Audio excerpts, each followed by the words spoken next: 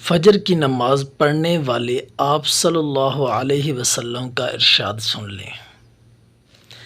5 نمازوں میں سے سب سے اہم نماز فجر کی ہے، جسے ادا کرتے ہی ایک مسلمان اپنے دن کا آغاز کرتا ہے۔ اس لیے اس کا اہتمام نہایت ضروری ہے۔ اس کی فضیلت اس لیے بھی زیادہ ہے کہ ضعیف الایمان شخص اس کی طاقت نہیں رکھتا، بلکہ منافقین پر تو اس کی ادائیگی بے حد مشکل ہے، جیسا کہ ہمارے رہبر اعظم محمد صلی اللہ علیہ وسلم کا فرمان ہے، عشاء اور فجر کی نماز منافقین پر سب سے زیادہ بھاری ہوتی ہے، اور فجر کی باجماعت نماز ایک مسلمان کی صداقت اور اس کا ایمان پرکھنے کی کسوٹی ہے۔ عبداللہ بن عمر فرماتے ہیں، ہم اگر فجر اور عشاء کی نماز میں کسی آدمی کو نہ پاتے تو اس کے بارے میں اچھا گمان نہیں رکھتے تھے۔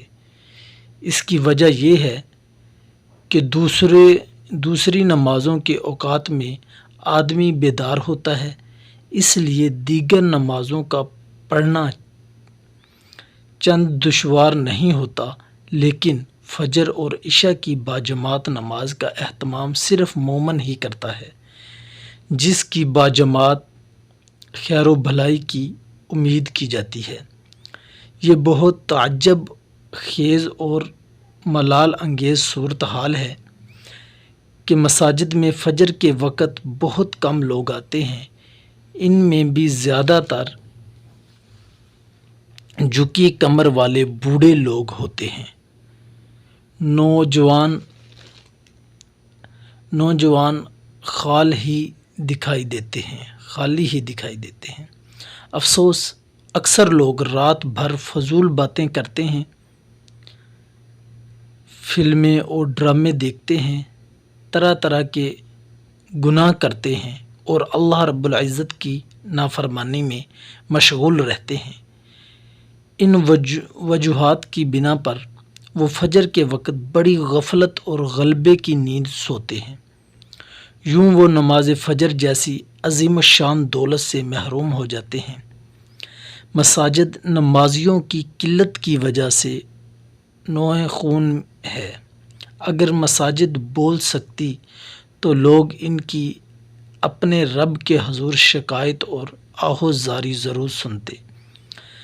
فرائض میں تفریق کرنا بہت بڑی غلطی ہے، یعنی بعض من پسند احکام اختیار کرنا اور بعض احکام کو مشکل سمجھ کر چھوڑ دینا۔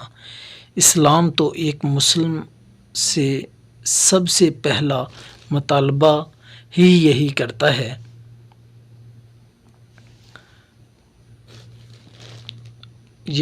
ہے۔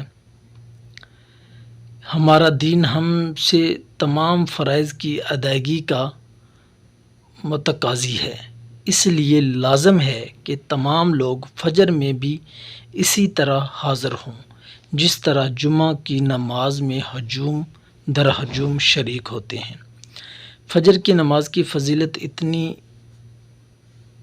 گراں مایہ ہے کہ اسے کما حقہ قلبند نہیں کیا جا سکتا۔ ذرا اندازہ تو کیجیے کہ فجر کا وقت کتنا رفیع المنزلت اور کس قدر بابرکت ہے کہ خود اللہ تعالیٰ اہل دانش کو خطاب کرتے ہوئے فجر کی قسم اٹھاتا ہے اور فرماتا ہے، قسم ہے فجر اور 10 راتوں کی، اور جفت اور طاق کی، اور رات کی جب وہ چلنے لگے، یقیناً ان میں عقل مند کے لیے بڑی قسم ہے۔ پس جس کی عقل اسے نماز فجر کے ضائع ہونے سے نہیں روکتی، اللہ رب العزت کے فرمان کی روح سے وہ عقل والوں میں سے نہیں۔